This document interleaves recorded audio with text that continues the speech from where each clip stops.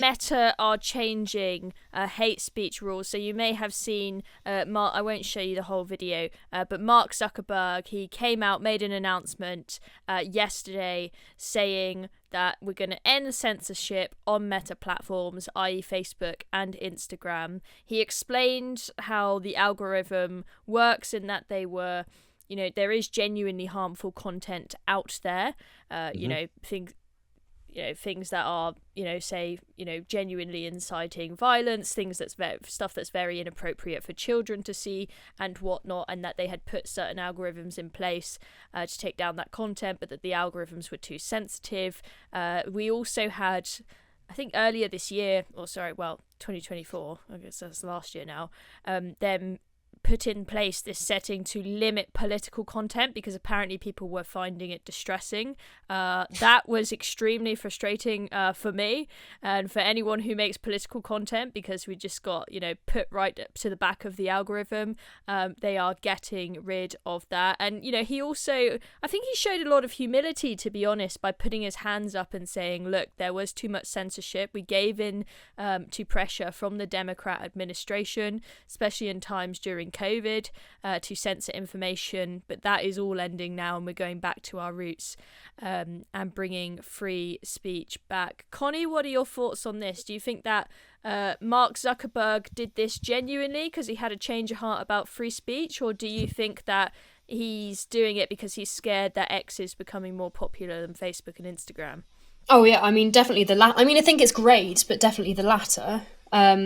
I wondered what you guys think about Owen Jones's theory that he's worried about Trump's previous threat. Have you heard that in his book he wrote how I think he was threatening to imprison or go after Mark Zuckerberg if he continued to go after pro-Trump. He was sending him to jail. Okay. Yeah. I love your that's what Owen Jones's theory was on Sky when he was debating Baroness Claire Fox about this. But I mean, to me, it just seemed like people who aren't in favour of this are I love Owen Jones.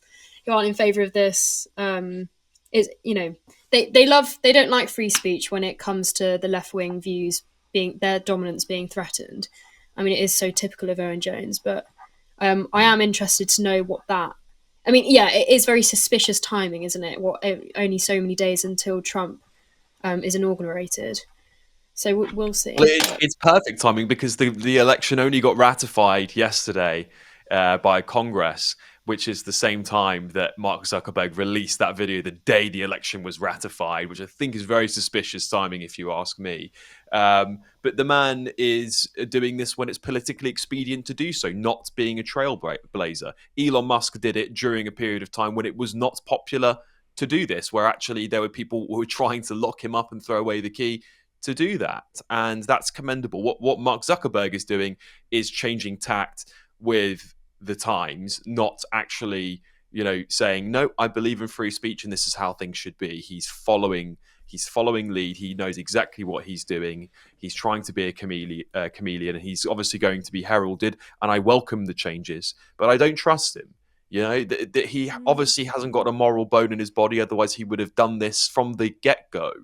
To have this revelation right after Trump's elected is rich. And let's be honest, if Kamala had won, that announcement never would have been made. It definitely would never have been made. He even says it in his statement that he's following the tide of Trump becoming president.